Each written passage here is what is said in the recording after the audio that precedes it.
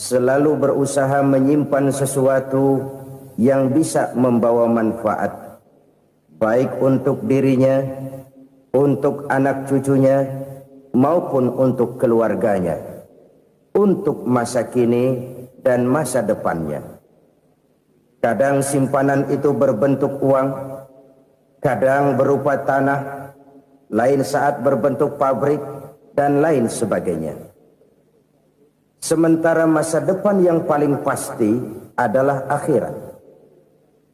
Jika untuk masa depan dunia kita rela memeras keringat, membanting tulang, pergi pagi dan pulang petang, menyimpan uang, menyimpan tanah, menyimpan pabrik, pernahkah kita merenung jika satu saat kiamat datang, kita dibangkitkan dari kubur masing-masing, berdiri di padang mahsyar untuk mempertanggungjawabkan seluruh kegiatan hidup kita di dunia ini, lalu kita akan menuju ke alam akhirat. Sudahkah kita mempunyai simpanan untuk akhirat kita? Pada pertemuan kali ini saya ingin menyampaikan sebuah hadis di mana Rasulullah sallallahu alaihi wasallam bersabda, arba'un min kanzil jannah. Simpanan sorga ada 4 macam. Yang pertama, ikhfa'us sadaqah, menyembunyikan sedekah. Saudara-saudara kaum muslimin, sebagaimana yang kita maklum bahwa Allah Subhanahu wa taala melebihkan sebagian rezeki dari kita terhadap yang lain. Ada yang kaya, ada yang setengah kaya, ada yang miskin, ada yang setengah miskin, dan selanjutnya. Ada yang gajinya kecil tapi penghasilannya gede. Ada yang penghasilannya gede tapi nggak punya gaji. Ada juga yang memang gajinya gede dan penghasilannya gede. Kelebihan rezeki merupakan sunnatullah dan tidak harus membuat kita merasa lebih dari yang lain. Bahkan sebaliknya, kelebihan itu harus membuat kita ringan tangan untuk menolong mereka yang memang memerlukan pertolongan. Kalau saudara diberikan ilmu, maka pertanyaan akhirat cuma satu, ilmumu kau amalkan untuk apa? Kalau saudara diberikan umur yang panjang, pengadilan akhirat juga bertanya satu, umurmu kau habiskan di mana? Tapi kalau saudara diberikan harta, pengadilan akhirat akan bertanya 2, hartamu kau dapat dari mana, kau belanjakan kemana? Dari mananya ditanya dan kemananya juga ditanya. Oleh karena kita akan dimintakan pertanggungan jawab, maka amanah yang bernama harta ini harus kita gunakan dengan sebaik-baiknya. Ada penggunaan yang merupakan kewajiban, itu zakat namanya. Ada penggunaan yang sewaktu-waktu, itu infak namanya. Ada yang lebih sewaktu-waktu lagi, dan itu sedekah namanya. Zakat dia terikat oleh haul dan nisab, oleh putaran batas waktu dan ukuran dari harta itu sendiri. Sedangkan infak terikat oleh situasi dan kondisi perekonomian seseorang. Sedangkan sedekah tidak terikat dengan apapun. Dalam kondisi seperti apapun kita bisa melakukan sedekah dengan yang terkecil sekalipun. Sampai-sampai Rasulullah sallallahu alaihi wasallam mengajarkan, la tahqiranna minal ma'rufi syai'an walau an talqa akhaka biwajhin talik. Atau ada hadis, tabassumuka fi wajhi akhika laka shadaqah. Senyumanmu kepada temanmu adalah sedekah. Jadi untuk melakukan sedekah tidak harus dalam berbentuk uang. Dengan ilmu kita bisa sedekah. Dengan tenaga kita bisa bersedekah, dengan pikiran kita bisa bersedekah, bahkan senyum kepada teman itu pun sedekah. Jadi kalau sedekah dengan uang memang belum punya uang, nyengir aja banyakin. Itu asal pada tempatnya, jangan lalu ketemu tiang listrik cengengesan. Tentu tidak pada tempatnya dan tidak wajar. Nah, sedekah yang paling dicintai Allah adalah sedekah yang disembunyikan. Artinya, jauh dari sifat riya. Kan kadang-kadang ada orang sedekah itu disebutkan namanya. Apa tidak bagus? Kalau memang niatnya ikhlas, ya bagus-bagus saja. Untuk memberikan sugesti kepada yang lain. Di Fulan bin Fulan nyumbang sekian, diumumkan. Boleh kalau niatnya untuk memberikan rangsangan kepada yang lain supaya dia menyumbang lebih besar dari orang tadi. Tapi kalau itu mendatangkan riya, maka sedekah yang paling dicintai Allah adalah sedekah yang disembunyikan. Tangan kiri saja tidak tahu apa yang diberikan oleh tangan kanan. Sedekah yang dilakukan dengan ikhlas akan merupakan perbendaharaan surga, tersembunyi dari pandangan orang lain, tidak seorang pun tahu. Karena memang sikap yang baik adalah melupakan kebaikan dan mengingat kesalahan. Itu salah satu ciri orang bahagia. Orang yang selalu mengingat kesalahannya dan berusaha melupakan segala kebaikannya. Kalau dia akan ada kebaikan, dia tidak bisa ikut, dia merasa rugi karena dia merasa belum pernah berbuat baik. Tapi kalau akan melakukan kesalahan baru, dia ingat kesalahan yang sudah-sudah, sehingga terhalang baginya untuk melakukan satu kesalahan baru. Demikianlah saudara-saudara, bahwa Allah melebihkan rizki sebagian kita dari yang lain, agar terjadi tolong-menolong dalam kehidupan ini. Jadi kesenjangan yang nature, kesenjangan yang alami, itu sunnatullah. Ada yang kaya, ada yang miskin, ada yang kelas menengah. Nah, kenapa lalu sekarang kita berusaha mengentaskan kemiskinan? Oleh karena adanya kesenjangan struktural. Kalau yang kaya bisa semakin kaya, kenapa yang miskin tidak bisa naik jadi ikut sedikit kaya? Sebab pada dasarnya Islam adalah agama yang sejak turunnya sudah berupaya memerangi kemiskinan. Bahkan dikatakan kemiskinan itu mendekatkan kepada kekufuran.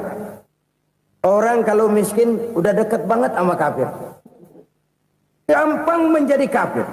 Berapa banyak saudara-saudara kita yang oleh karena soal perut, oleh karena soal materi, terpaksa meninggalkan dan menanggalkan akidahnya. Menjual petunjuk yang diberikan Allah dengan kesenangan dunia yang cuma sebentar ini. Na'udzubillah, thumma na'udzubillah. Jadi makin kita sembunyikan satu sedekah, semakin banyak perbendaharaan kita di surga. Sedekah yang paling dicintai Allah adalah sedekah yang disembunyikan. Malahan ada seorang sufi, dia punya kebiasaan kalau pergi sholat Jumat dia bawa uang, itu uang dia taruh di bawah tikar masjid. Dia niat sedekah kepada siapa saja yang nemuin itu duit. Maksudnya apa? Supaya yang nemuin nggak tahu siapa yang punya duit. Demikian dia saking ingin menyembunyikan sedekahnya. Karena sifat riya itu bisa memakan amal kita sendiri. Riya itu termasuk menyebut-nyebut kebaikan kita. Orang yang suka nepuk dada, sedikit-sedikit ngitungnya kalau nggak gua. Tuh kalau nggak gua tuh yang belah situ kalau nggak gua. Iya kalau nggak lu kenapa emang? Orang yang suka menepuk jasad. Tuh, biasanya memang begitu saudara-saudara. Kalau perang lagi berkecamuk, orang nggak sempat ngaku jadi pahlawan. Tapi begitu perang selesai, yang kagak kenal bedil ngaku pahlawan, mas. Itu sesuatu yang biasa. Oleh karenanya, orang-orang yang ikhlas dalam bersedekah, disembunyikannya sedekah itu, Allah cinta betul. Malahan ada hadis memberikan jaminan, inna sedaqatal mar'il muslimi tazidu fil umri wa tadfa'u mitatas su'i. Sesungguhnya sedekahnya seorang mukmin tazidu fil umri, bisa menambah umur panjang, wa tadfa'u mitatas su'i, dan menyelamatkan manusia dari mati secara su'ul khatimah. Jadi siapa yang kepengen panjang umur, banyaklah sedekah. Yang bosan hidup, pelit terus. Sedekah menambah panjang umur dan menyelamatkan manusia dari mati secara su'ul khatimah. Pak, katanya umur itu nggak bisa ditambah, nggak bisa dikurangin. Kapan? Kalau ajal sudah datang. Wa idza jaa ajaluhum la yastakhiruna sa'atan wa la yastakdimun. Kalau ajal datang tidak bisa dimajukan, tidak bisa dimundurkan. Itu kalau ajal sudah datang. Tidak bisa lagi umur ditambah dikurangi, sudah datang. Tapi kalau belum datang, itu kan haknya Allah. Mau ditambah, mau dikurangi, hak prerogatif Allah. Sebagai pencipta manusia, Allah Maha Kuasa dan Maha Mampu. Sedekah ini menambah panjang umur dan menyelamatkan manusia dari mati secara su'ul khatimah. Orang mati kan sama ya, kondisinya mati, nggak nafas. Tapi hakikat mati kan lain-lain. Ada yang mati itu husnul khatimah, baik akhirnya.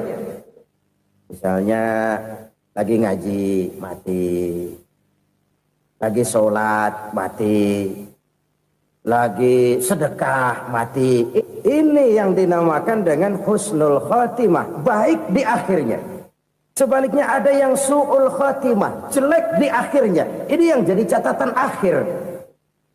Lagi nyekek botol, mampus. Lagi banting kartu, modar.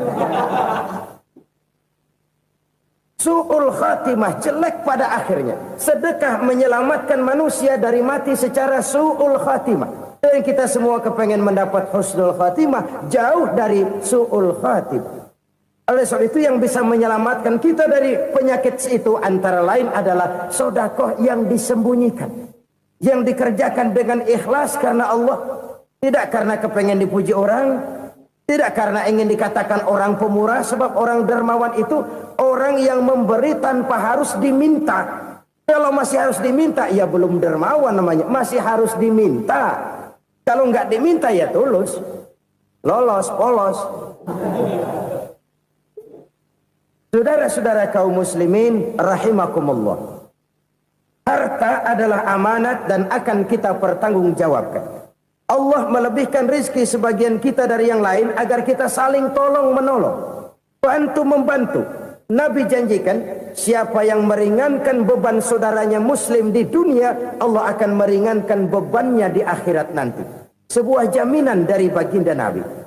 Si orang yang kita bantu barangkali tidak bisa membalas, Allah yang akan membalas lewat jalan lain yang tidak pernah kita sangka-sangka. Ada orang tanya, Pak, ini ada orang nyumbang masjid sambil marah-marah, bagaimana? Saya bilang sumbangannya aja ambil, marahnya jangan. Marahnya jangan diambil, itu urusan dia. Saudara-saudara kaum muslimin rahimakumullah. Umat Islam ini kan umat yang punya potensi besar. Kadang kita merenung, kenapa kadang-kadang pembangunan masjid kok lambat sekali? Kalau hotel hari ini peletakan pertama, bulan depan peresmian. Supermarket hari ini peletakan batu pertama, minggu depan peresmian. Tapi kalau sudah yang namanya masjid, kadang-kadang peletakan batu pertama sekaligus jadi batu terakhir. 3 tahun, 4 tahun, campur nebar jalak di jalanan, duit dijaring kayak ikan sepat. Apa tidak ada orang Islam yang kaya? Banyak. Apa tidak ada pengusaha muslim yang jadi konglomerat? Ada. Lalu yang belum banyak itu yang komit terhadap nilai-nilai agamanya. Akhirnya kita jatuh jadi umat yang lemah. Belum ada pengusaha konglomerat muslim buka pabrik supermi cap beduk misalnya umpamanya atau pabrik kecap cap sorban supaya identitas keislamannya sedikit kelihatan.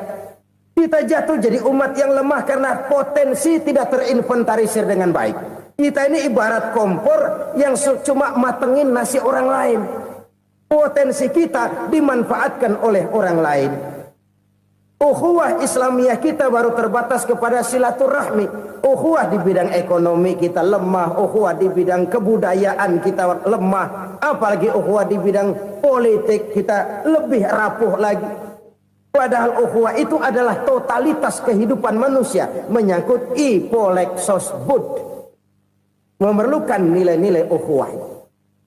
Jadi oleh karena itu mari kita menyadari di dalam harta kita, walaupun kita yang cari, pergi pagi, pulang sore, peras keringat, banting tulang, di sana ada harta anak yatim. Di sana ada hak masjid. Di sana ada hak pesantren, di sana ada hak jihad. Berbahagialah seseorang apabila dia oleh Allah dijadikan keran.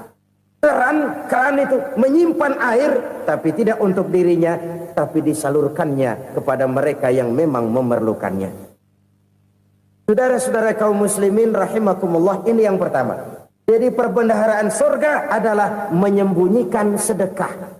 Orang lain nggak tahu, kita pun nggak pernah ngitung-ngitung. Kita anggap lewat begitu saja, padahal itu deposit akhirat. Satu. Yang kedua, perbendaharaan surga itu apa? Wa kitmanul musibah, menyembunyikan kesulitan. Kadang orang takut menghadapi kesulitan, tapi makin kita merenung, hidup ini kan sebenarnya urusan. Takut sama urusan, ya jangan hidup. Tandanya orang hidup itu kalau punya urusan. Urusan melupakan problem. Problem sering menimbulkan kesulitan. Kesulitan bukan untuk ditakuti, tapi untuk diatasi dan dicarikan jalan keluarnya. Siapa sih orangnya yang nggak pernah sulit-sulit? Makin tinggi status sosialnya, makin gede urusannya. Makin tinggi kualitas imannya, makin berat tingkat kesulitannya. Cuma memang yang namanya enak itu seperti pelangi. Biang lala itu nggak pernah di atas kepala kita, di atas kepala orang melulu. Lo sih enak lo, kata kita. Dia juga bilang yang enak kan lo. Pelangi itu nggak pernah di atas kepala kita. Kata tukang beca, aduh enak ya naik Mercy. Kata tukang beca, apa yang di dalam mobil Mercy? Aduh enak bener tukang beca, di jok ngeringkuk ngorok pulas bener. Saya kamar pakai AC sejuk, tempat tidur sutra empuk, alga spring bed, kulak kulik nggak bisa pulas kalau belum minum Valium, belum tidur. Enak bener tukang beca, di jok ngorok nggak tahu wetan kulon. Si tukang beca bilang yang di Mercy enak, yang di Mercy bilang tukang beca enak. Inilah enak, nggak pernah di atas kepala kita, di atas kepala orang lain melulu enak itu. Nah, saudara-saudara,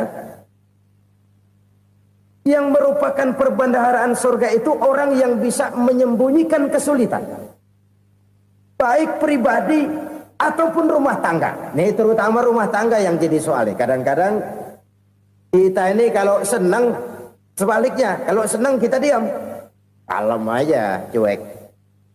Banyak banget duit kita bawaan, diam aja udah. Malah ketemu orang takut. Tapi begitu susah, sekampung tahu. Padahal Nabi mengajarkan perbendaharaan surga itu menyembunyikan musibah, menyembunyikan kesulitan. Kalau enak, cerita sama orang-orang. Kalau nggak enak, rasain sendiri, tekan sendiri, atasin sendiri. Kita kan sebaliknya. Senang kita diam, asal lagi susah, paling tidak kita nyari teman buat cerita kesusahan. Siapa orangnya yang nggak pernah susah? Cuma soalnya bagaimana kita mengatasi kesusahan itu sendiri. Begitu juga misalnya kalau orang sudah berumah tangga, itu orang tuanya harus menjadi tempat dia cerita yang enak-enak saja. Yang nggak enak rasain berdua, selesaikan berdua, atasin berdua. Jangan dibalik. Asal senang diam, giliran susah saja. Maknya laporan. Terbalik. Bisa menjaga security informasi. Maka nama bayam keluar diam, malah seluitan. Enak amat lo makan daging ayam. Security informasi.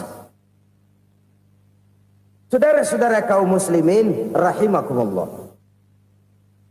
Ujian yang terberat itu yang pernah diberikan kepada para nabi, para rasul, para aulia, para ulama. Makin tinggi keimanan, makin berat bentuk kesulitan. Ayo saya kemukakan satu contoh saja. Ada seorang nabi yang kaya, nabi kaya, namanya Nabi Ayub. Iblis kalau orang begini kan keki, ibadahnya rajin, kaya. Nah, yang kayak begini susah digodain. Kalau ibadahnya rajin, miskin, kali bisa disogok. Sini imannya mantap, ibadahnya rajin, kaya, nabi lagi. Tapi namanya iblis, nggak kurang akal. Laporan, Tuhan, kenapa Les? Ya ini bahasa saya, bahasa Qurannya sih nggak gitu. Itu hambamu yang namanya Ayub, dia rajin ibadah cuma karena dikasih kaya aja. Coba kasih miskin dia, berhenti dia sembahyang. Ah, kamu bisa aja. Saya tahu Ayub itu hambaku yang ikhlas. Saya buktiin Tuhan, silahkan. Dibuktiin lah, iblis turun ke alam ini. Yang mula-mula dia lakukan, dia rusak sawah ladang Nabi Ayub. Dia binasakan binatang ternak Nabi Ayub. Sehingga dalam waktu singkat, jatuhlah Nabi Ayub dari orang paling kaya jadi orang paling miskin. Beliau masih ibadah di mihrab dalam masjid. Datang iblis. Saudara Ayub, ya, lagi ngapain? Ibadah. Nyembah Allah, nyembah Allah. Oh, percuma. Kenapa?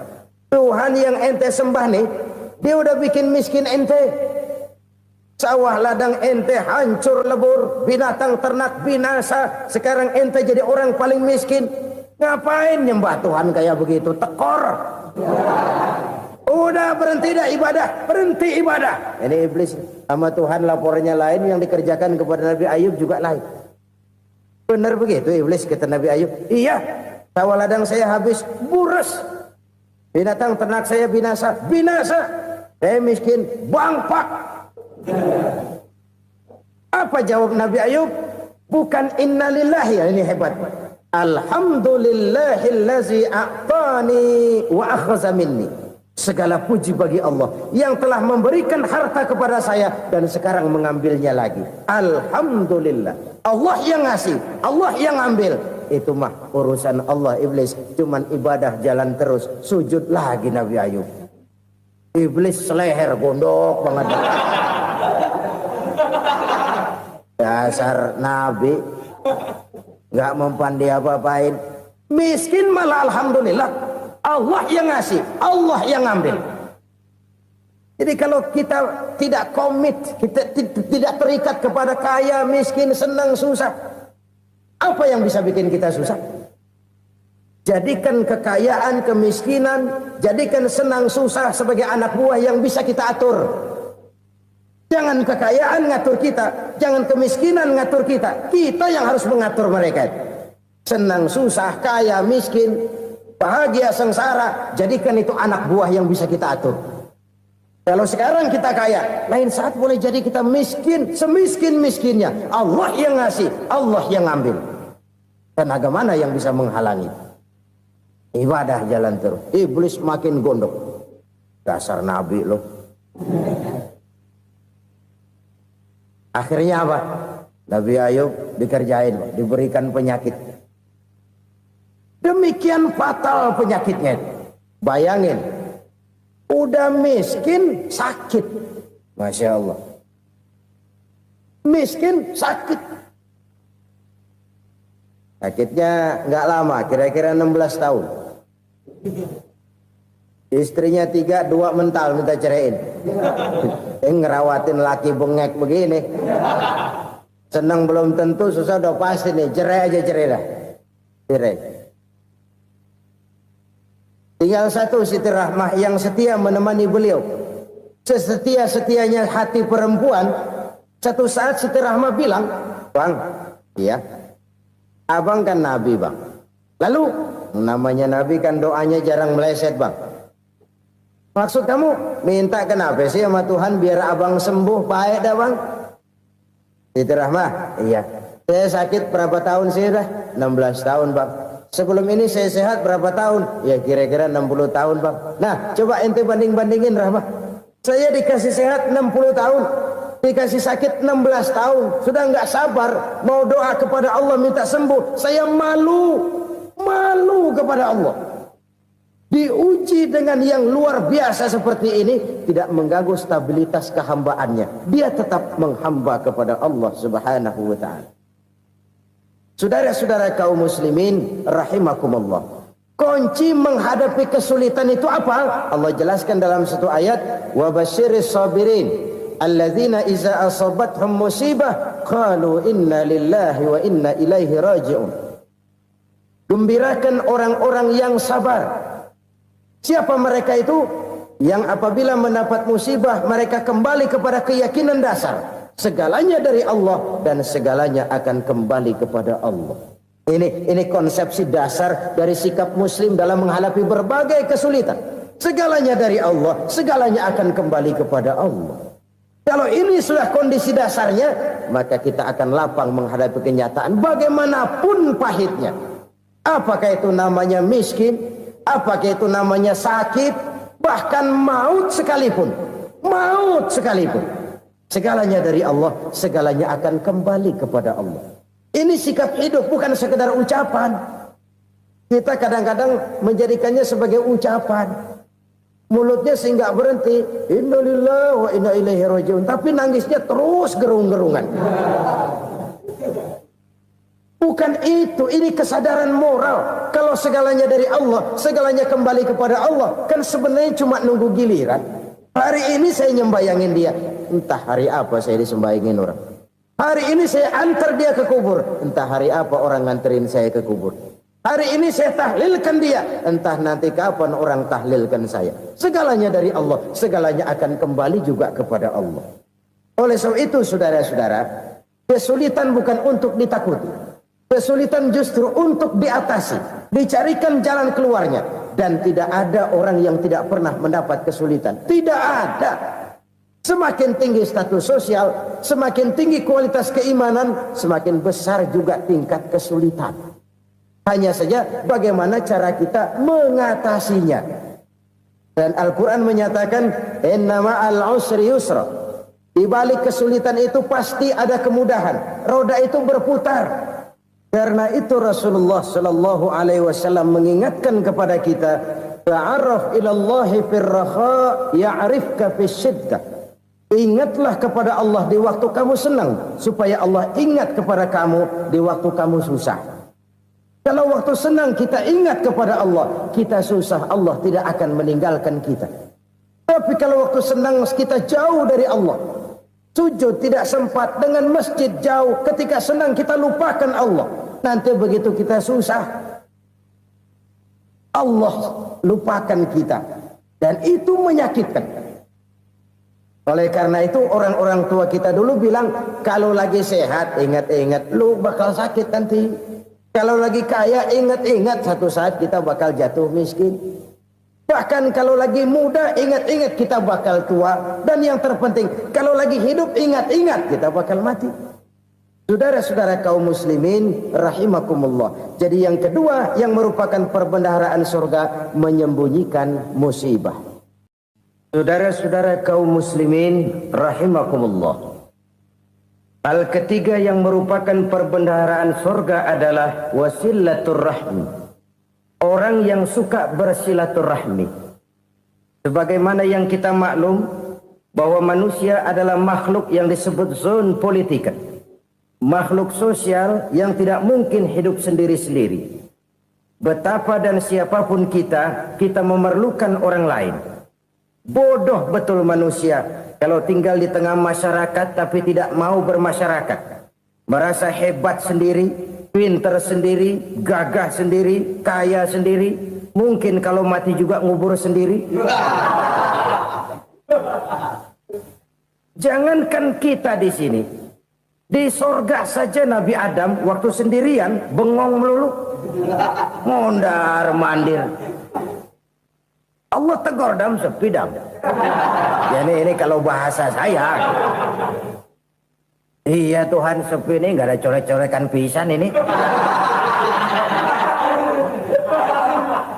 Diciptakan Siti Hawa baru anteng Nabi Adam. Itu di sorga. Cobalah. Umpamanya saudara tinggal di Jakarta nih. Kayak bener. Apaan aja di Jakarta punya saudara dah. Pembuatan Semanggi ambil. Monas, Buntel bawa pulang. Hotel-hotel ambil semua. Cuman tinggal di Jakarta sendirian, apa enaknya? Betapa dan siapapun kita perlu orang lain. Tidak ada seorang pun yang bisa memenuhi kebutuhan hidupnya secara sendiri-sendiri. Nah, Islam telah menyelamatkan manusia dari ras diskriminasi. Mengikat manusia dengan persaudaraan yang berlandaskan kepada akidah. Karena itu dianjurkan bersilaturahmi. Bahkan Nabi menyatakan, man arada ayyubsata lahu fi rizqihi wa yunsa'a fi atharihi falyasil rahimah. Siapa yang kepengen diluaskan rezekinya dan dipanjangkan usianya, banyaklah ia bersilaturahmi. Siapa yang kepengen dimudahkan rezekinya, hendaknya ia banyak bersilaturahmi. Kalau banyak teman, kesulitan kan paling tidak ada tempat cerita. Udah susah, sendirian kita pikirin diri, nggak ada tempat tukar pikiran. Cepet banget sama bengek. Dilawan sendiri. Nah, secara makro kita bisa berkata, tidak mungkin ada kemenangan kalau tidak ada kekuatan. Tidak ada kekuatan kalau tidak ada kesatuan dan persatuan. Tidak mungkin ada kesatuan dan persatuan tanpa semangat silaturahmi. Kalau umat Islam mau menang, dia harus kuat. Kalau umat Islam mau kuat, dia harus bersatu. Kalau umat Islam mau bersatu, dia harus membudayakan silaturahmi ini. Bahkan sampai-sampai kata Nabi, kalau bisa cari nilai tambah. Apa? Silman qata'ak. Bersilaturahmilah kau kepada orang yang marah denganmu. Masya Allah, indahnya ajaran agama kita. Orang yang marah pun kepada kita, kata Nabi, kalau bisa bersilaturahmilah kepadanya, kepada orang yang marah itu. Di situ nilai tambah. Cuman jujur nih hadis, ngucapinnya gampang, ngamalinnya yang berat banget. Orang marah sama kita, kita disuruh silaturahmi. Ada apa sama lu? Lu marah, ada gue marahan lagi. Gue pikirin. Saudara-saudara kaum muslimin rahimakumullah. Tapi ini yang diajarkan, bahkan ini yang dicontohkan oleh baginda Rasul. Bagaimana begitu mudah, misalnya satu saat Abu Jahal ini ngatur strategi bagaimana bikin Muhammad celaka. Dia gali lubang di depan tempat tidurnya. Dia tutupin daun korma. Terus dia panggil seseorang, ke sini. Kasih tahu Muhammad, pamannya sakit keras, minta ditengokin. Berangkat orang ini ke sana. Muhammad, labbaik. Pamanmu sakit keras, dia minta ditengokin. Baik, saya akan datang menjenguk beliau.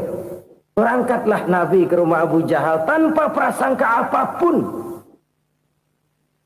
Abu Jahal udah pasang setil, selimut 3 rangkap setengah dipakai, persis kayak orang meriang. Tapi sembari ngintip dari balik selimut, begitu Muhammad buka pintu, nah masuk perangkap nih. Muhammad jalan menuju tempat pembaringan. Makin lama makin dekat, makin lama makin dekat, makin dekat ke lubang yang dipasang oleh Abu Jahal itu.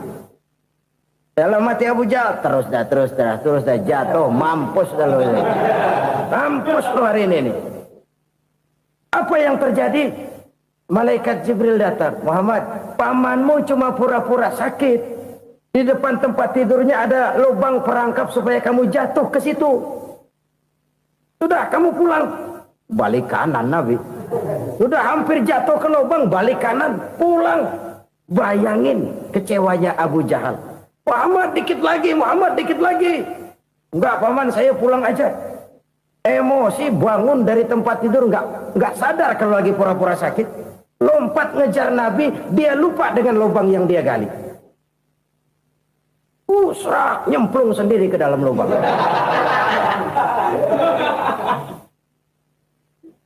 Nabi terus berlalu. Ini terjadi keanehan. Jatuh ke lubang yang dia gali itu sebenarnya nggak terlalu dalam ya, antara 3-4 meteran lah. Tolong saya jatuh ke lubang ini. Datanglah pelayan-pelayannya itu. Angkat saya dari sini. Oh, yang ngulurin tambang. Satu gulung, belum juga nyampe itu tambah. Kurang, beli lagi ke warung. Sambung, ulur lagi, nggak juga bisa sampai. Wah, ini kerjaan Muhammad ini. Tolong, siapa salah seorang kamu ke rumah Muhammad, kasih tahu encangnya kecebur. Minta ditolongin. Sampaikan kepada Rasul. Kenapa? Pamanmu jatuh ke lubang, Muhammad minta tolong diangkatin. Tambang udah nyambung-nyambung nggak nyampe juga. Ya, nanti saya datang, saya tolong. Coba. Nyata-nyata orang berniat jahat mau mencelakakan dia. Datang dia menolong. Ini yang disebut air tuba dibalas air susu ya ini. Bukan sebaliknya. Air tuba dibalas air susu. Paman, kecebur ya? Iya Muhammad, tolong ini. Pegang tangan saya. Nabi ulurkan tangannya, nyampe. Dipegang oleh Abu Jahal, diangkat ke atas. Sampai atas, apa kata Abu Jahal? Sihirmu memang hebat Muhammad. Udah ditolongin dikata sihir. Yang enak kita kemplang kan itu orang begitu. Urusan apa? Tapi inilah akhlak. Kalau bisa kamu bersilaturahmilah dengan orang yang marah kepadamu sekalipun. Orang marah kita tetap baik. So, kalau kita berbuat baik sama orang yang memang baik, rasanya sih biasa-biasa aja. Orang baik kita baik lagi, ya draw aja, belum ada nilai tambah di situ. Baru ada nilai tambah kalau kita bisa berbuat baik kepada orang yang nyakitin kita. Itu namanya kita setingkat di atas dia. Dia sakitin kita, kita berbuat baik sama dia. Dia pelit sama kita, kita baik sama dia. Dia marahin kita, kita deketin dia. Di situ kita punya nilai tambah. Jadi siapa yang ingin diluaskan rezekinya kata Nabi dan dipanjangkan umurnya, hendaklah ia banyak-banyak bersilaturahmi. Sederhana sebenarnya silaturahmi. Tapi silaturahmi membangkitkan semangat kesatuan dan persatuan. Kesatuan dan persatuan melahirkan kekuatan. Dalam matematika, 1 ditambah 1 pasti 2. Tapi di tengah masyarakat, 1 orang takut ditambah 1 orang takut, hasilnya jadi 2 orang setengah berani. Kenapa setengah berani? Karena udah berdua. Tadi pan takut sendirian. Kalau dia kumpul turu-turu takutlah jadi berani. Kita yang lemah, kita yang tidak berdaya, kita yang miskin, kalau mau kompak bersatu, apa yang nggak bisa kita kerjain? Apalagi tinggal di kota besar, pilihan cuma 2, bertahan atau minggir. Bertahan atau minggir. Untuk bisa bertahan harus mampu bersaing. Untuk mampu bersaing harus punya keahlian. Keahlian harus ditunjang dengan pendidikan. Ditambah oleh kekompakan sebagai umat. Udah miskin mencar mulu, orang injak kita. Orang nggak pandang urusan apa yang malu. Oleh karena itu silaturahmi pada hakikatnya merupakan ruh dari ukhuwah yang diajarkan oleh agama kita. Bagaimana Islam menyelamatkan masyarakat manusia dari ras diskriminasi, mengikat manusia, dan tidak ada persaudaraan yang lebih indah selain persaudaraan yang diikat dengan nilai-nilai akidah. Sepanjang orang di jalan Allah, itulah saudara kita. Keluar dia dari jalan Allah, selesailah persaudaraan sampai di situ. Karena itu, kalau ingin menyimpan sesuatu di surga, banyaklah bersilaturahmi. Datang ke rumah ini, datang ke rumah itu, dan lain sebagainya. Itu simpanan kita di akhirat nanti. Ini yang ketiga. Saudara-saudara, yang keempat, perbendaharaan surga itu apa? Wa qawlu la hawla wa la quwwata illa billah. Ucapan la haula wa la quwwata illa billah. Ibadah kan ada yang berat, modalnya besar. Bangun masjid berat, modalnya besar. Bangun rumah sakit berat, modalnya besar. Ada ibadah yang berat tapi modalnya ringan. Misalnya puasa. Puasa itu berat, mengendalikan nafsu. Kalau sekedar nggak makan nggak minum sih enteng, mengendalikan nafsu itu jihad terbesar. Tapi kan modalnya ringan, cuma niat saja. Ini ibadah berat, modalnya ringan. Ada ibadah yang ringan, modalnya juga enteng. Seperti termasuk ucapan la haula wa la quwwata illa billah. Tanpa sadar, la haula wa la quwwata illa billah, nyelengin tuh di surga. Nyelengin, kita nggak terasa, nyelengin simpenan akhirat. La haula wa la quwwata illa billah, nyimpan lagi. Kaget, la haula wa la quwwata illa billah, nyimpan lagi. Banyak simpenan. Walaupun sebenarnya yang dimaksud di sini adalah kesadaran batin bahwa tidak ada daya dan kekuatan kecuali Allah. Itu intinya. Kita memulai pekerjaan disunahkan baca bismillah, kan begitu. Apa itu? Kesadaran moral Bahwa ini saya bisa kerjakan. Saya kerjakan ini dengan menyebut nama Allah. Kenapa? Kalau Allah tidak memberikan daya dan kekuatan, mana mampu saya kerjakan ini. Maka saya kerjakan ini dengan menyebut nama Allah. Bismillah. Kesadaran moral. Manusia hanya wajib berusaha, tapi nggak pernah wajib berhasil. Banyak hal-hal yang kalau kita renungkan secara rasio nggak mungkin. Tapi jadi kenyataan. La haula wa la quwata illa billah. Tidak ada daya dan kekuatan kecuali bagi Allah semata-mata. Kesadaran moral akan kelemahan dan keterbatasan makhluk bernama manusia. Kadang kita kagum dengan otak, tapi kita sering lupa sama yang bikin otak. Padahal bagaimanapun hebatnya otak, yang bikin otak pasti lebih hebat dari otak. Nggak percaya, silahkan otak-otakan. Inilah kecenderungan. Kita kagum dengan pesawat-pesawat mutakhir, bukan main besi gede banget terbang itu. Alangkah hebatnya. Lalu apa yang bikin otak tidak lebih hebat dari itu semua?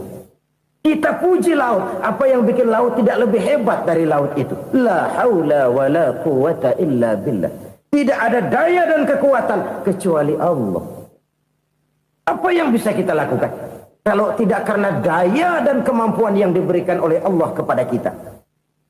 Lahirlah sikap tawadu, rendah hati. Tidak melonjak menjadi angkuh dan sombong. Sadar akan kelemahan dan keterbatasan diri. Sebagai makhluk yang diciptakan oleh Allah subhanahu wa ta'ala. Jadi satu sisi ini ucapan yang berpahala. La haula. Jadi wiridan. Pada sisi lain ini kesadaran moral. Sikap mental, kesadaran batin bahwa yang punya daya dan kekuatan itu cuma Allah. Kita nggak pantas untuk sombong, sebab sombong itu pakaiannya Allah. Kita nggak sedang pakai pakaian Allah, kegedean. Dan makin kita renungi, makin terbentur. Apa sih yang bisa kita sombongin? Kita mau sombong apa? Kayak pintar, itu kan semua relatif. Di atas langit masih ada langit lagi. Jadi oleh karenanya, marilah kita menyadari. Manusia hanya wajib berusaha, tapi tidak pernah wajib berhasil. Yang berusaha saja tidak wajib berhasil, apalagi yang tidak berusaha. Islam bukan agama orang pemalas yang selesai sholat lalu ngelohom, nggelenggem ayem-ayem. Tapi Islam bukan agama orang sombong yang setelah berusaha lalu tidak memerlukan Allah. Kita bisa saja bikin proyeksi tahun sekian kita bakal panen besar menurut perhitungan otak. Tapi ada kejadian lain. Apa? Tikus ngambek. Habis itu dimakanin tikus, panen gagal. Proyeksi rasional gagal oleh tikus-tikus yang ngambek itu. Bisa saja terjadi. Tahun depan kita panen besar, urung. Kenapa? Musim panas panjang. Dan sekarang ini koran-koran bikin berita musim mengalami penyelewengan. Bukan cuma manusia yang nyeleweng sekarang. Musim pakai nyeleweng. Mestinya kan musim hujan udah selesai, masih hujan-hujan juga. Musim. Nah sekarang kita boleh bikin proyeksi, kita bakal panen besar. Tahu-tahu musim panas panjang, sawah retak, air kering. Cari teknokrat yang paling botak, suruh pendekin tuh musim panas. La haula wa la quwata illa billah. Inilah kesadaran moral. Saudara, saya teringat satu saat ada seorang konglomerat. Umurnya ya kira-kira 70-an. Suatu saat dia ditanya oleh wartawan, Pak, umur Bapak berapa sih? Ya paling 10 tahun. 10 tahun? 10 tahun? Anak Bapak berapa orang? Satu saja? Satu. Harta Bapak berapa? Ya paling-paling bangsa 7 juta kali. 7 juta? Iya. Pak, kenapa Bapak bohongi saya? Bapak punya buku biografi. Koran-koran, majalah-majalah banyak memuat cerita riwayat hidup Bapak. Saya tahu umur Bapak 70. Kenapa bilang cuma 7 tahun? Saya tahu anak Bapak 8. Kenapa cuma bilang 1? Saya tahu harta bapak miliaran, mungkin triliunan, pabrik di mana-mana, bank di mana-mana. Kenapa bilang uang bapak cuma 7 juta? Nah, kata si konglomerat tadi, kamu benar nak, kamu benar. Umur saya kalau jumlahnya memang 70 nak. Cuman ingat-ingat saya, baru 7 tahun terakhir ini saya sujud. Baru 7 tahun terakhir ini saya berusaha dekat dengan Allah. Saya laksanakan perintahnya, saya jauhi larangannya. 7 tahun inilah rasanya yang ada nilainya di hadapan Allah. Yang 63 tahun matong, kelabu, kelem umur gue. Habis untuk maksiat, untuk munkarat. Maka ketika ditanya tadi, umur saya 7 tahun itu. Oh begitu Pak. Oh iya. Lalu anak Pak. Anak bapak kan 8. Kenapa bilang cuma 1? Nah, kalau jumlah hitungannya memang anak saya 8. Tapi dari 8 orang ini rasanya cuma 1 nih. Yang bakal jadi buah hati, belahan jantung. Pelanjut cerita, penerus sejarah. Bakal jadi anak soleh yang akan mendoakan saya.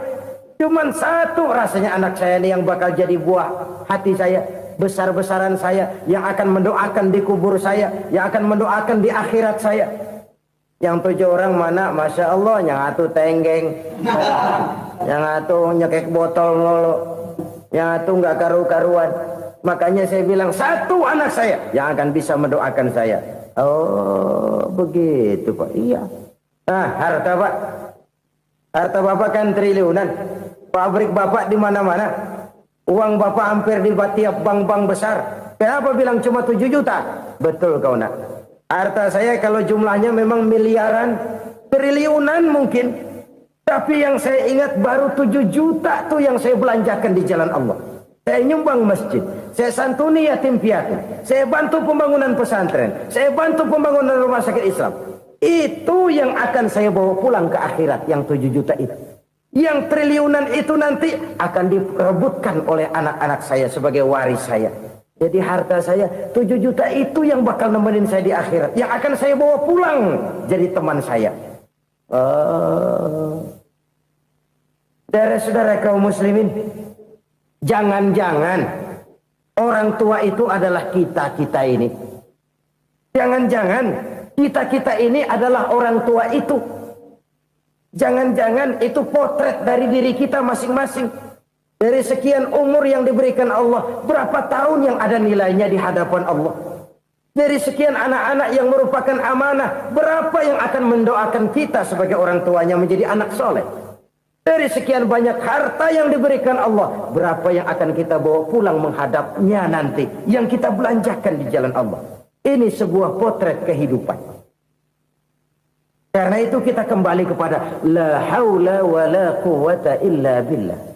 Kita wajib berusaha, kita wajib berikhtiar. Selebihnya, segala daya dan kekuatan hanya milik Allah saja semata-mata.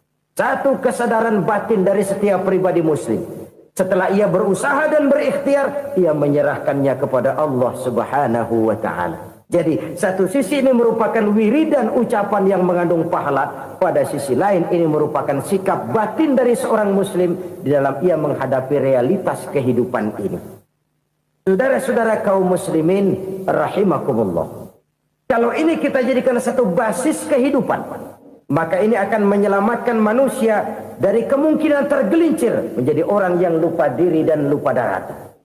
Sebab itu Imamul Ghazali berpesan, jadidis safinah fa innal bahra amiq wa khuziz zad fa inna safara ba'id wa khaffifil hamla fa innal hamla sadid. Perbarui selalu kapalmu karena lautan sangat dalam. Bawa bekal yang banyak karena perjalanan ini sangat jauh. Ringankan beban karena kebanyakan beban akan menyakitkan. Alangkah indah kalimat ini, alangkah dalam makna yang terkandung di sana. Perbarui selalu kapalmu karena lautan sangat dalam. Apa artinya ini? Jaga mentalmu baik-baik. Pelihara imanmu baik-baik karena hidup penuh cobaan seperti lautan. Kita kalau berlayar di lautan kan kadang-kadang tenang, angin bertiup sepoi-sepoi basah. Jika malam datang, bintang gemintang bertabur menghias cakrawala. Rembulan memantulkan sinarnya dengan indah. Dalam keadaan begitu berlayar enak. Tapi lain saat ombak menggunung, halilintar menyambar, angin topan bertiup. Berapa banyak sudah saudara-saudara kita yang tenggelam di lautan dunia tanpa sadar bahwa dia belum sampai kepada pantai yang akan dituju. Berapa banyak sudah saudara-saudara kita yang tenggelam di lautan dunia ini tanpa sempat bangkit lagi. Dia menyangka sudah sampai kepada tujuannya. Hati-hati kapal jangan sampai bocor karena lautan sangat dalam. Iman ini jaga baik-baik karena hidup penuh dengan ujian. Wa khuzizat fa inna safara ba'id. Bawa bekal yang banyak karena perjalanan sangat jauh. Saudara mau ke Bandung, bawa duit. Saudara mau ke Surabaya, banyakan lagi duitnya. Saudara mau ke Mekah, gepokan, iketan tuh duit nggak lembaran lagi. Makin jauh perjalanan, makin banyak bekal yang harus kita bawa. Kalau saudara dari Jakarta mau ke Surabaya, kagak bawa duit berangkat juga, itu sih bukan berani namanya, nekat. Sampai Surabaya belum tentu, sengsara di jalan udah pasti. Kenapa? Nggak bawa bekal berangkat. Sama juga kita nih, misalnya belum sempat sembahyang, mati. Waduh, berani banget orang. Belum punya bekal, mati. Sengsara di jalan. Atau bekal tidak cukup.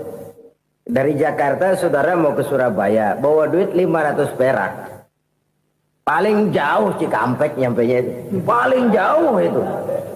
Antara jauhnya perjalanan dengan bekal yang saudara bawa tidak seimbang. Hidup ini perjalanan panjang. A walking tour. Dimulai dari alam arwah. Sebelum jasad diciptakan, roh diciptakan lebih dulu. Dari situ pindah ke alam rahim. Dari alam rahim pindah ke alam dunia. Dari alam dunia pindah ke alam barzah. Baru menuju akhirat. Satu perjalanan panjang. Kalau bekal tidak bawa, sengsara di jalan. Bawa bekal yang banyak karena perjalanan ini sangat jauh. Wa khaffifil hamla, ringankan beban karena beban itu cuma akan menyulitkan. Kalau bekal itu sih keperluan, tapi beban nggak kita perluin, coba ngeberat-beratin. Apa ini beban? Dosa, kecurangan, kebatilan, kezoliman, ketidakadilan, kesewenang-wenangan. Itu akan jadi beban kita di akhirat. Alangkah celakanya, perjalanan panjang, bekal tidak bawa, beban kelewat banyak, alamat sengsara di jalan. Pahala tidak ada, dosa berlipat ganda. Na'udzubillah, summa na'udzubillah. Kalau kita rangkum nasihat Al-Ghazali dengan kisah si konglomerat tadi, kita akan mengambil kesimpulan. Pertama, bekal terbaik dalam menghadapi gejolak kehidupan ini tidak lain adalah iman. Yang kedua, pahala dan dosa. Dua hal kontroversial. Pahala adalah bekal, dosa adalah beban. Tapi kita sekarang kan tidak begitu terangsang kepada yang abstrak.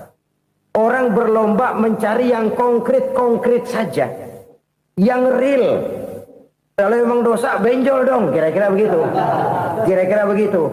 Persis orang Yahudi dulu. Orang Yahudi itu kan pernah minta kepada Nabi Musa. Ya Musa, lan nu'mina laka hatta narallaha jahrah. Musa, kami nggak bakal mau beriman kepada Allah kalau belum kami lihat Allah ada nongkrong di depan kami. Kalau memang Tuhan ada, taruh dong di depan kami. Mau yang konkret-konkret saja. Kalau memang dosa, benjol dong. Kalau memang pahala, berasa dong. Orang terangsang kepada yang real, yang konkret-konkret saja.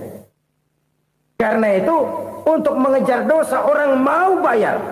Tapi untuk mengejar pahala, walaupun tidak bayar, orang segan. Ini yang dikatakan oleh Nabi, kamu mengharapkan ke surga, tapi kamu berat melaksanakan sesuatu yang bisa membawa kamu ke surga. Kamu ingin jauh dari neraka, tapi tiap saat kamu lakukan perbuatan-perbuatan yang justru menjerumuskan kamu ke neraka. Idda'aitum an-najata minan nar wa ramaitum fiha anfusakum. Kamu ingin selamat dari neraka, tapi kamu lemparkan diri kamu ke neraka.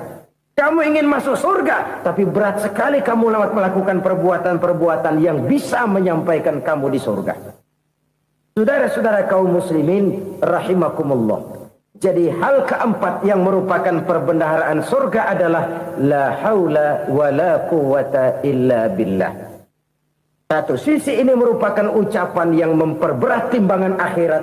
Pada sisi lain ini merupakan sikap hidup seorang muslim. Kesadaran batin yang sangat dalam bahwa tidak ada daya dan kekuatan kecuali Allah. Dan itu kita simbolkan pada saat memulai pekerjaan dengan Bismillah, dengan menyebut nama Allah. Satu kesadaran moral, saya hanya bisa melakukan ini karena diberikan daya dan kekuatan oleh Allah. Lahirlah sikap tawadu, rendah hati, tidak melonjak menjadi angkuh dan sombong. Saudara-saudara, sampai sini dulu jumpa kita kali ini. Semoga 4 perbendaharaan surga ini dapat kita lakukan, yang kelak akan merupakan bekal kita di kemudian hari nanti. Amin ya rabbal alamin. Bapak-bapak, ibu-ibu, saudara-saudara kaum muslimin rahimakumullah. Di dalam kehidupan kita sebagai seorang muslim, minimal 5 kali dalam sehari semalam kita mendengar seruan untuk mendirikan solat yang disebut azan. Ada kalimat menarik di dalam kalimat azan itu, yakni seruan hayya 'alal falah, marilah menuju kepada keberuntungan, marilah meraih kemenangan. Seruan ini adalah kecenderungan dari setiap manusia, apapun warna kulitnya. Artinya, setiap orang dalam hidup selalu ingin meraih dan mencari kemenangan. Kemenangan akan melahirkan kepuasan batin, dan kepuasan batin memberikan kebahagiaan. Sedangkan kekalahan melahirkan penderitaan batin, dan penderitaan batin menjerumuskan seseorang di dalam berbagai bentuk kerugian. Jikalau inilah seruan azan, maka masalahnya ialah apa yang menyebabkan kita meraih kemenangan. Al-Quranul Karim memberikan tuntunan dan ajaran kepada kita bahwa orang-orang yang memperoleh kemenangan itu tidak lain adalah orang-orang yang bertakwa. Hanyalah mereka yang bertakwa kepada Allah Subhanahu wa ta'ala pada akhirnya akan tampil sebagai pemenang. Lalu siapa orang yang bertakwa itu? Dijelaskan dalam awal-awal Al-Baqarah, orang yang bertakwa yang akan meraih kemenangan. Pertama, allazina yu'minuna bil ghaib, yaitu orang-orang yang beriman kepada yang gaib. Percaya bahwa ada alam yang gaib, alam yang abstrak, alam yang tidak bisa dijangkau oleh salah satu daripada panca indera kita. Mereka percaya dan beriman kepada adanya malaikat, beriman kepada adanya iblis dan jin, beriman kepada adanya alam kubur, beriman kepada adanya alam mahsyar, beriman kepada adanya alam akhirat, beriman kepada adanya surga dan neraka. Beriman bukan cuma sekedar beriman dalam ucapan bibir saja, tetapi beriman yang nilai iman itu mampu mewarnai gerak dan gaya hidupnya.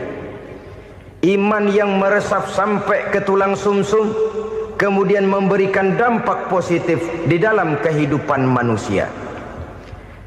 Alam, kita tahu, adalah sesuatu yang selain Allah, dan Allah bukanlah alam.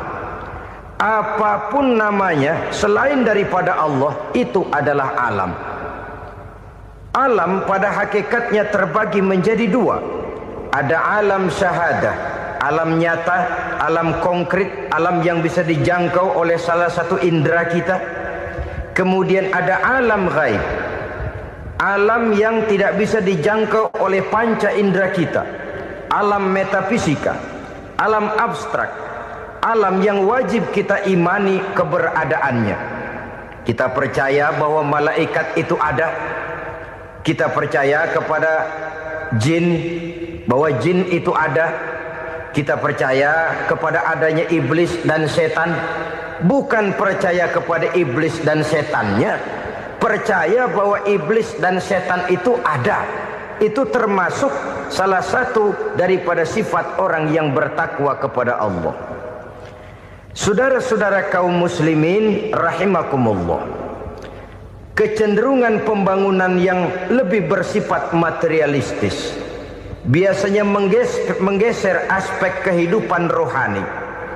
Orang berpikir empiri, dan dalam pola pikir yang demikian maka alam gaib tidak lagi mendapat perhatian. Aspek kehidupan yang bersifat rohaniah malah mulai ditinggalkan. Akibatnya terjadilah kepincangan di dalam kehidupan kita. Pernah ada satu pengalaman pribadi dalam perjalanan kembali ke tanah air. Dalam pesawat di sebelah kanan saya duduklah seorang Jerman namanya Heiner Simonsen. Iseng saya ajak kenalan, saya ajak ngobrol, saya tanya dia. Saya bilang, Mas Heiner ini, kalau pesawat yang kita tumpangi ini jatuh ke bawah, kira-kira apa yang bakal terjadi, Mas? Dia bilang, kita semua akan mati. Begitu? Iya. Oke. Apa itu mati? Tanya saya. Dia bilang, untuk tahu apa itu mati, kita harus tahu lebih dahulu apa itu hidup. Saya pikir nih bule bisa ngomong juga. Baiklah kata saya. Apa hidup menurut Anda itu? Oh, hidup itu dia bilang, kalau seluruh anggota badan kita bekerja secara normal, paru-paru memompa darah secara normal, jantung berdetak secara normal, sel-sel tubuh bekerja secara fit, dan organisme tubuh hanya mau bekerja secara normal, dia bilang, kalau kita memberi makan yang cukup, menu yang teratur, dan gizi yang lengkap. Saya bilang, kesimpulannya apa, Ner? Dia jawab, hidup adalah dari tangan ke mulut. Life is from the hand to the mouth, kata dia. Hidup adalah dari tangan ke mulut. Jadi masalah hidup tidak lebih daripada masalah isi perut. Orang pergi pagi, pulang sore, peras keringat, banting tulang, perut yang dibelain. Saya bilang, you are wrong.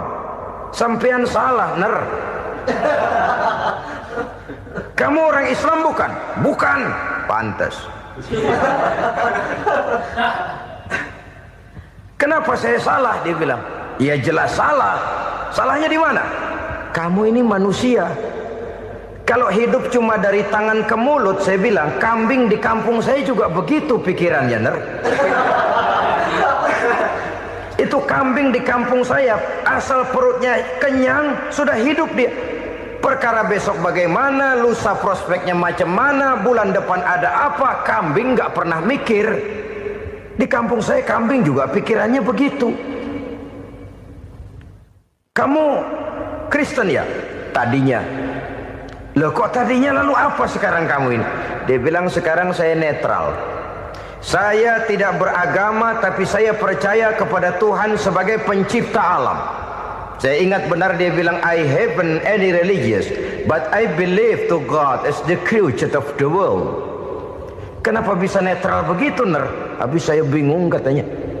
Islam bilang Islam baik, Kristen bilang Kristen baik, Hindu Buddha bilang Hindu Buddha baik, semua agama baik. Saya netral sekalian, nggak beragama. Yang penting saya percaya kepada Tuhan. Saya bilang, Ner, kamu ini kayak orang mau beli celana. Lalu bingung, yang satu bilang Levi's bagus, yang satu bilang Blue Jean hebat, yang satu bilang Wool England hebat. Celana ini hebat, celana itu bagus, celana ini hebat. Semua celana bagus, kamu bingung. Akhirnya netral, tidak pakai celana. Itu juga salah. Saya pikir-pikir, kemudian saya melihat bahwa dua pola berpikir Heiner ini nampaknya sudah mulai menggejala di lingkungan masyarakat bangsa kita. Disadari atau tidak, secara jujur kita harus berkata, dua pola pemikiran Heiner ini mulai berkembang di tengah masyarakat bangsa kita. Pertama, pola pikir materialisme. Hidup adalah dari tangan ke mulut. Masalah hidup tidak lebih masalah isi perut. Itu yang perlu dibela, dan disitulah arti kehidupan. Pergi pagi, pulang sore, peras keringat, banting tulang untuk mempertahankan perut. Kalau sudah kemari cara orang berpikir, maka buat apa percaya kepada yang gaib? Untuk apa sholat? Untuk apa puasa? Untuk apa zakat? Untuk apa menghadiri majelis taklim? Tanpa kepercayaan kepada yang gaib, hidup berjalan menurut alur empiris dan materialis. Kalau sudah ke sana cara orang berpikir, biasanya orang lalu cenderung menghalalkan segala cara. Hanyalah orang yang percaya bahwa akhirat ada. Hanyalah orang yang percaya bahwa alam kubur itu ada. Hanyalah orang yang percaya bahwa malaikat itu ada, hidupnya akan lebih terarah dan terkendali. Karena kepercayaan kepada yang gaib, yang merupakan fase daripada kehidupan setelah hidup yang sekarang ini, mewarnai gerak pribadi seseorang di dalam dia melakukan kegiatan hidupnya.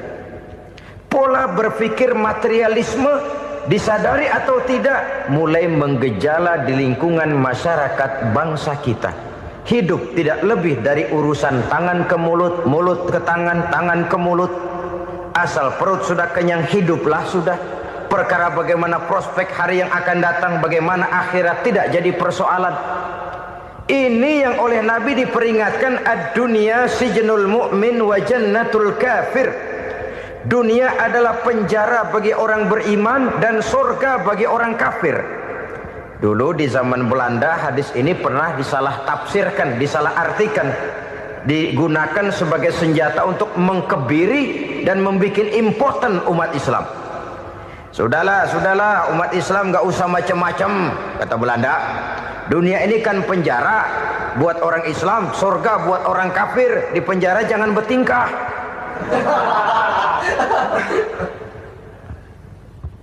Pengertiannya tidak begitu. Dunia adalah penjara bagi orang mukmin. Artinya dalam kehidupan dunia seorang mukmin tidak bebas memperturutkan hawa nafsunya. Di penjara hawa nafsunya itu. Sebaliknya, surga bagi orang-orang kafir. Buat orang kafir, surgalah dunia ini. Mereka bebas memperturutkan hawa nafsunya. Dilarang tidak terlarang, dicegah pun tidak tercegah. Mereka hidup menurut alur bisikan nafsu mereka sendiri. Kemudian bila ajal datang, maut merenggut nyawa, selesailah surganya sampai di situ. Maka bagi orang-orang yang tidak percaya kepada adanya akhirat, kepada adanya alam gaib, surganya sebatas umurnya. Sekali lagi, surganya sebatas umurnya. Bila umur selesai, ajal pun datang merenggut nyawa, selesailah sudah surganya sampai di situ. Alangkah pendeknya perjalanan orang-orang yang tidak percaya kepada alam gaib ini.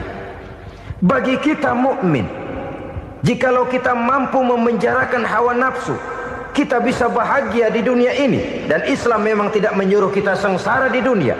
Raih dunia, kejar dunia, gapai dunia sebagai alat untuk mencapai kebahagiaan di akhirat nanti. Hidup adalah satu perjalanan panjang yang terbentang sejak kita terlahir dari alam rahim sampai kepada alam akhirat nanti. Andai kata kita gagal meraih kebahagiaan di dunia, toh kita masih punya akhirat. Tapi jangan jadi dalil yang melemahkan semangat. Biarin dah kita di dunia kebelangsak, yang penting akhirat. Akhirnya dunia benar-benar kebelangsak. Bagaimana dunia ini bisa kita raih, dan bagaimana meraih dunia untuk menunjang kepentingan akhirat nanti. Yang kedua, dari pikiran Heiner yang saya lihat menggejala di lingkungan masyarakat bangsa kita, timbulnya manusia-manusia netral. Seolah-olah Tuhan yes, agama no. Sama Tuhan percaya, agama ogah. Tuhan ngangguk, giliran agama godeng. Padahal hampir dalam setiap ayat dalam Quran, kata-kata amanu biasanya bergandeng dengan wa amilus shalihat. iman dan amal soleh. Ini sebagai isyarat Tuhan dan agama jangan pernah dipisah-pisah. Apabila kita bertuhan, maka kita harus beragama. Apabila kita beragama, maka agama itu harus bersumberkan dari Tuhan yang kita imani itu. Tidak mungkin kita pisah, Tuhan yes, agama no. Sama Tuhan percaya tapi agama bikin sendiri. Sembayangnya cukup bengong 2 jam madep ngulon.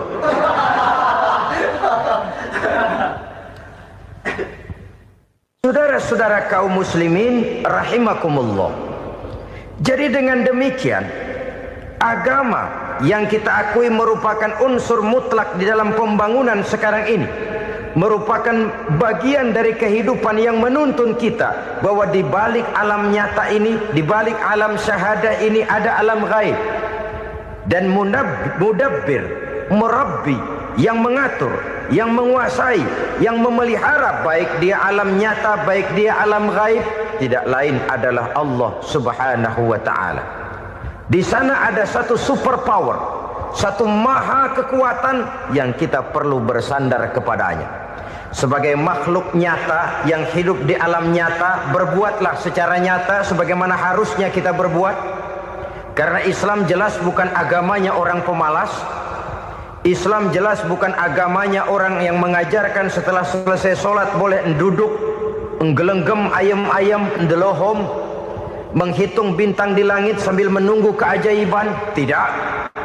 Islam adalah agama yang mengajarkan apabila sholat sudah selesai kamu kerjakan, bertebaranlah di permukaan bumi, cari karunia Tuhanmu. Jangan hidup berpangku tangan menunggu keajaiban.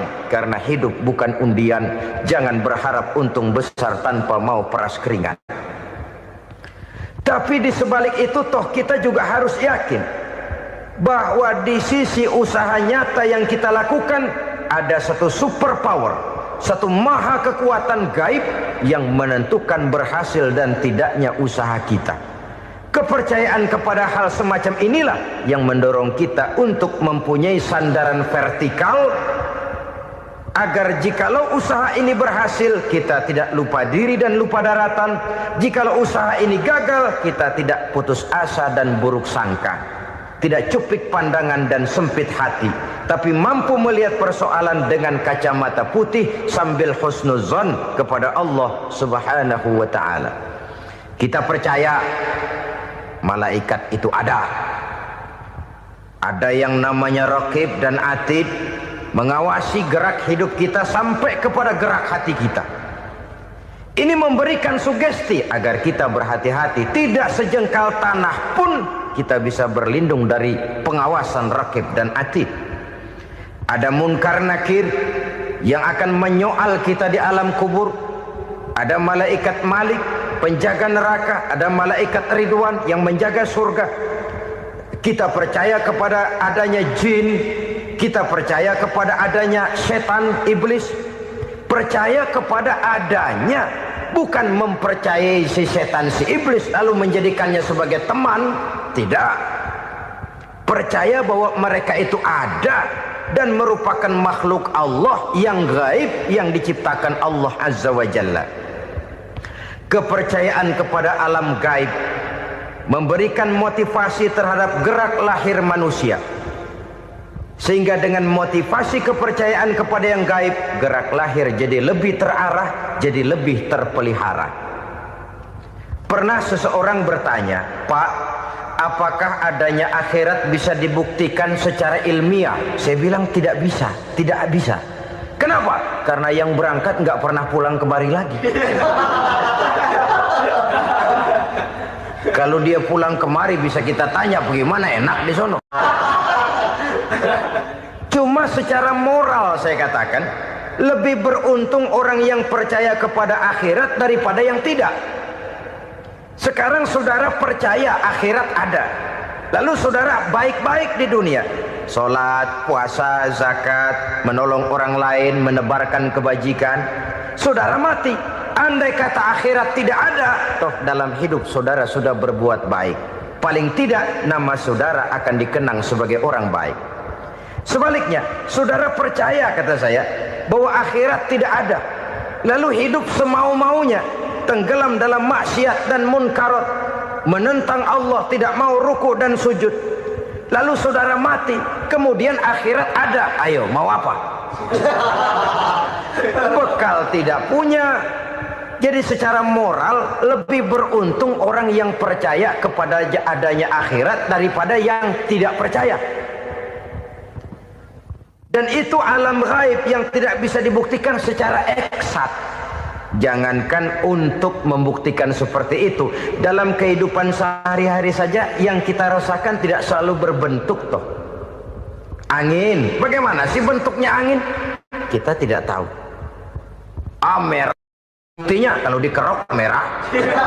Yang merah itu kulit, yang kulit kita bukan anginnya. Sakit, rasa sakit itu ada, tapi bagaimana bentuk sakit? Kita nggak pernah tahu. Kalau kita makan cabai pedas, bagaimana bentuk pedas itu tidak ada, tapi rasa ada.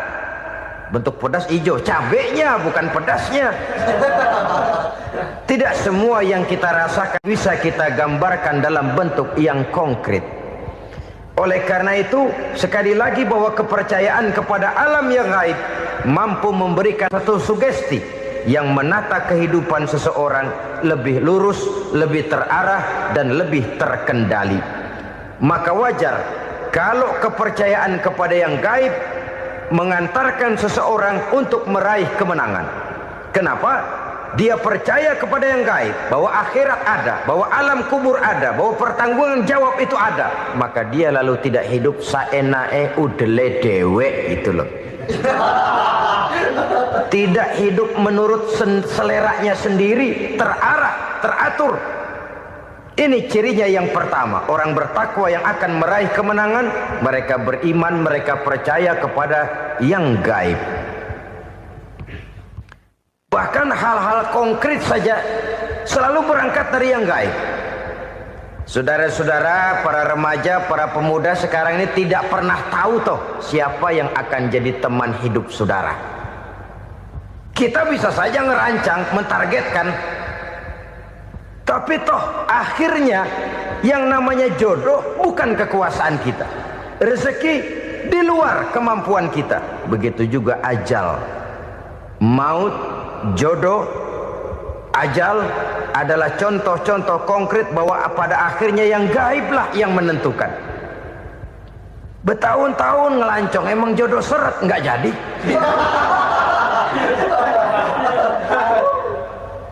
Begitu kenal baru setengah malam nginep ditangkap hansip kan. Hal-hal semacam itu kadang-kadang kita berpikir suuzon, gile, perempuannya cakep banget, lakinya rebek amat. Memang begitulah jodohnya. Memang begitulah jodohnya. Saudara hadirin ma'asyiral muslimin yang saya hormati, jadi hal-hal yang konkret saja kita yakini sepenuhnya ditentukan oleh satu superpower yang gaib itu tadi. Dari sanalah segala ketentuan itu berangkat dan kesanalah segalanya akan kembali. Maka kepercayaan kepada yang gaib meluruskan gerak hidup seseorang dan itu akan mengantarkan dia kepada meraih kemenangan. Satu. Yang kedua, wa yuqimuna shalah. Orang bertakwa yang akan meraih kemenangan itu adalah orang-orang yang mendirikan sholat. Kenapa sholat mengantarkan orang untuk meraih kemenangan? Yang jelas, inna sholata tanha anil fahsya'i wal munkar. Sholat mampu mencegah manusia dari perbuatan keji dan munkar. Banyak filsafat hidup yang terkandung di dalam sholat ini. Sejak kita wudhu sampai kita menghadap ke arah kiblat, sampai kita melakukan gerak-gerak sholat, bacaan-bacaan yang ada di dalam sholat, lalu sampai kepada mengucapkan salam. Banyak filsafat hidup yang terkandung di dalam sholat. Umpamanya saja, setelah takbiratul ihram mulai kita dengan sholat dalam posisi berdiri, diajarkan dalam kitab-kitab fikih agar kita melihat ke arah tempat sujud. Ini kan filsafat kehidupan. Kalau kamu sholat dalam posisi berdiri, lihat tempat sujud. Jangan sholat mata jelalatan, sebab nanti bisa mengurangi kekhusyuan. Jadi wajar kalau yang dikatakan bahwa yang paling afdol adalah shaf yang di depan. Kenapa? Secara harfiah pengertiannya akan lebih mengundang kekhusyuan. Kenapa? Kalau kita di shaf paling depan di masjid umpamanya paling banter kita lihat tembok. Tapi kalau kita shaf di tengah atau di belakang, orang-orang di depan kita pun akan kelihatan. Yang bajunya loreng, yang bajunya genggang, yang bajunya macam-macam. Kita lihat, kadang-kadang kita pikirin, ada yang bajunya bolong. Kita sholat tapi dalam hati, nih orang bajunya robek yang nggak tahu apa.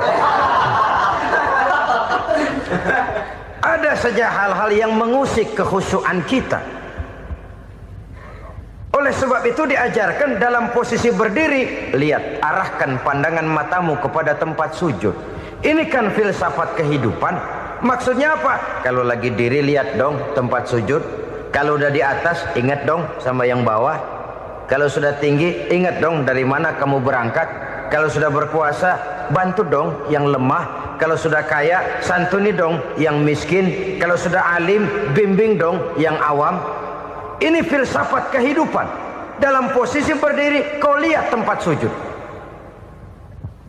Ini akan melahirkan kepekaan sosial di mana seseorang mau tahu kepada orang lainnya.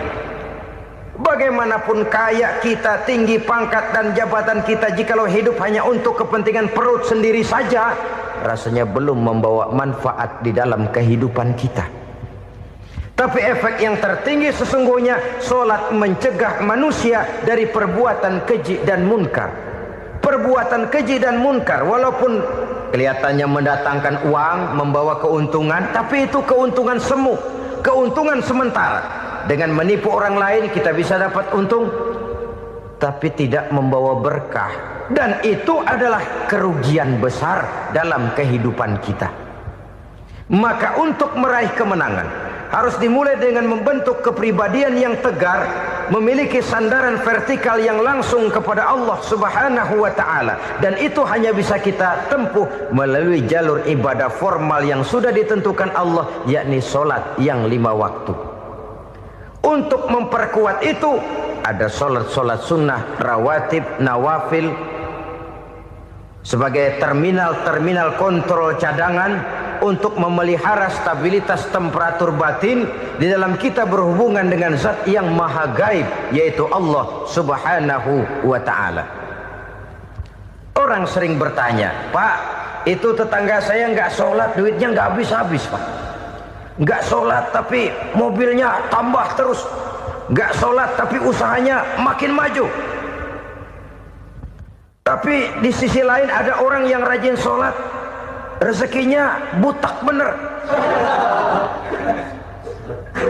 Anaknya mana kurus, mana korengan. Saudara hadirin ma'asyiral muslimin rahimakumullah. Harus saya katakan bahwa sholat memang bukan untuk cari duit. Sholat adalah sandaran vertikal kita kepada Allah. Sedangkan soal rezeki itu berkaitan dengan sifat Allah maha pengasih dan maha penyayang. Allah maha pengasih, siapapun dikasih kalau mau usaha. Allah maha penyayang, tidak semua orang disayang oleh Allah Azza wa Jalla. Dan belum tentu banyak harta itu merupakan nikmat. Mungkin juga istidraj. Artinya istidraj itu dikasih tapi diambulin, kalau bahasa Betawinya itu. Dikasih tapi diambulin, itu bukan merupakan nikmat sesungguhnya, lebih merupakan azab dari Allah Subhanahu wa ta'ala.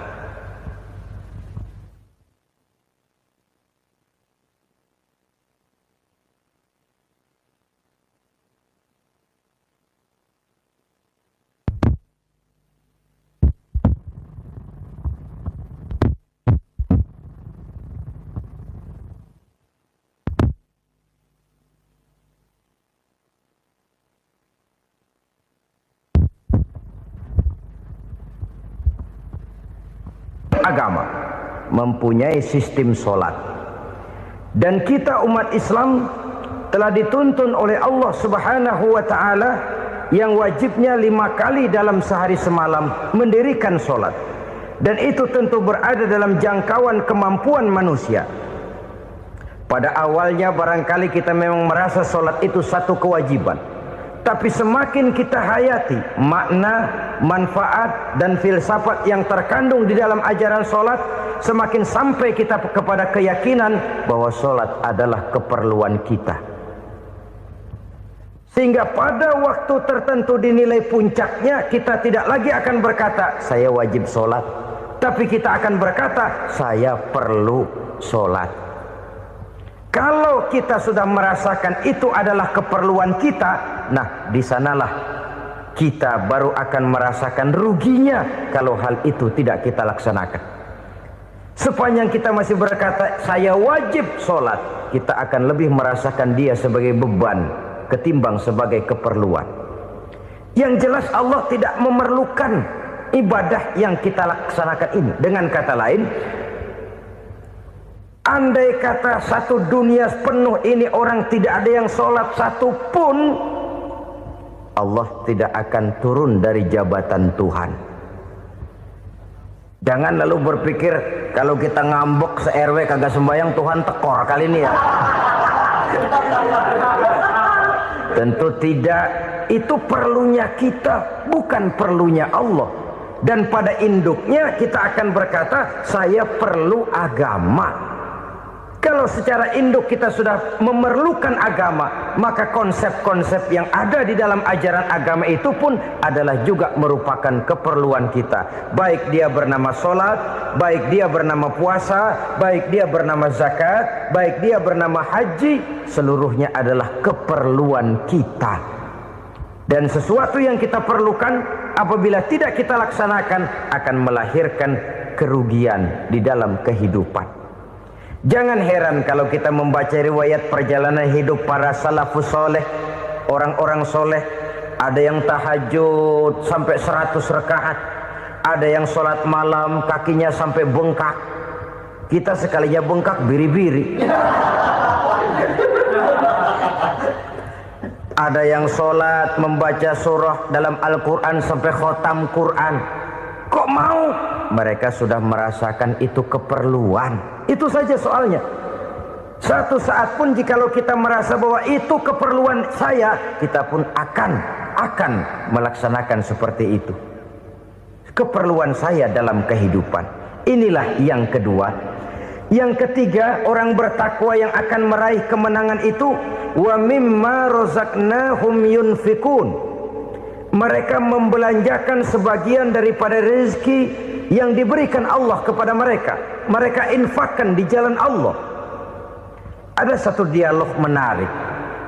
Satu hari seorang anak muda bertemu dengan seorang kakek-kakek yang sudah dikenalnya baik. Bertanyalah anak muda ini, "Kek, umur kakek berapa tahun?" 15 tahun, kata si kakek. Anak kakek berapa orang? 1. Harta kakek berapa banyak? 15 juta. Si anak muda ini bengong. Lalu protes, "Kok kakek bohongin saya?" "Kenapa?" "Saya tahu umur kakek 70 tahun. Kenapa ngaku 15?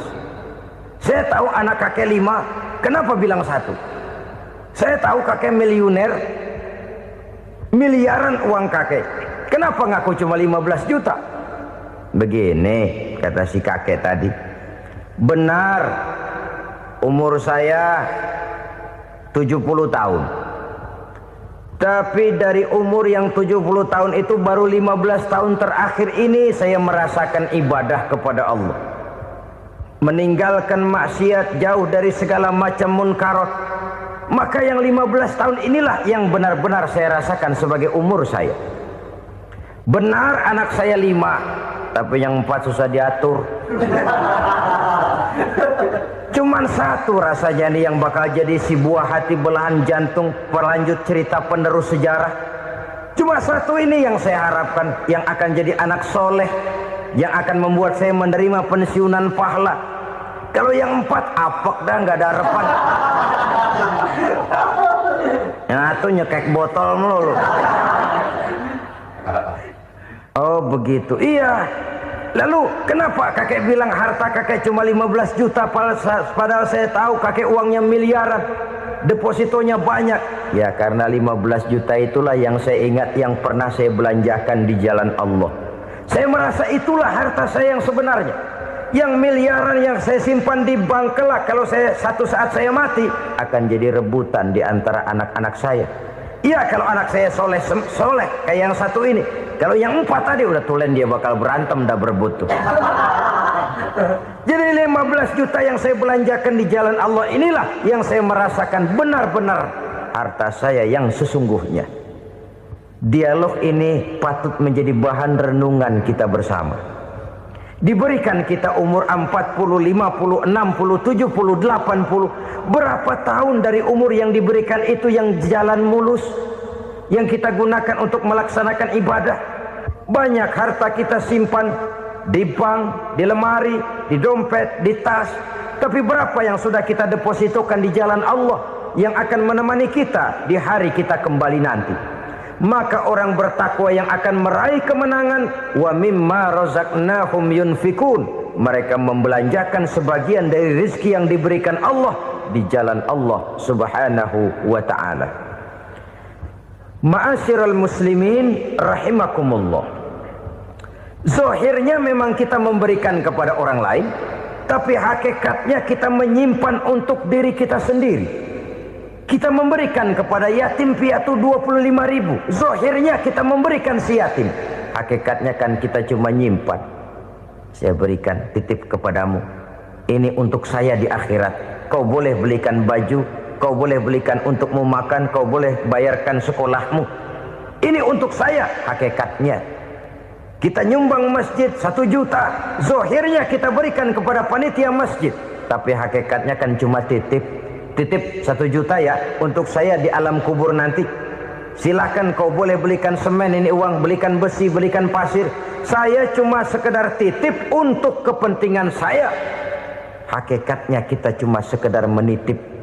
Sebagaimanapun pada hakikatnya, apapun yang kita miliki dalam kehidupan kan cuma sekedar hak guna pakai, bukan hak milik mutlak. Harta kita, rumah kita, kendaraan kita, kebun kita, pabrik kita, hak guna pakai saja. Hak milik mutlak cuma untuk Allah Subhanahu wa ta'ala. Saudara-saudara kaum muslimin rahimakumullah. Ini yang ketiga. Kemudian yang keempat, orang-orang bertakwa yang akan meraih kemenangan, allazina yu'minuna bima unzila ilaika. Mereka yang beriman, mereka yang percaya kepada apa yang telah diturunkan kepadamu Muhammad, ay Al-Quran, yakni Al-Quranul Karim. Setelah percaya kepada yang gaib, mendirikan solat, kemudian menginfakkan sebagian dari rezeki yang diberikan Allah, mereka juga lalu percaya kepada yang diturunkan terhadap Nabi, yaitu tidak lain Al-Quranul Karim. Sekali lagi di sini, percaya bukan hanya sekedar percaya saja, tetapi percaya lalu menjadikan Al-Quran itu sebagai pedoman hidup. Sebab memang Al-Quran itu adalah GBHM, garis-garis besar haluan muslim. Apa yang harus kita lakukan, apa yang harus tidak kita lakukan, bagaimana mestinya kita bertingkah laku dan berbuat, seluruhnya tercantum di dalam Al-Quranul Karim. Itu sebabnya ketika satu hari Aisyah ditanya bagaimana akhlak Rasul, beliau menjawab, kana Rasulullah sallallahu alaihi wasallam khuluquhul Quran. Akhlak daripada Rasulullah tidak lain adalah Al-Quran. Jawaban simpel ini memberikan gambaran bahwa keseluruhan daripada konsepsi Quran sudah diterjemahkan dalam kehidupan Rasulullah sallallahu alaihi wasallam.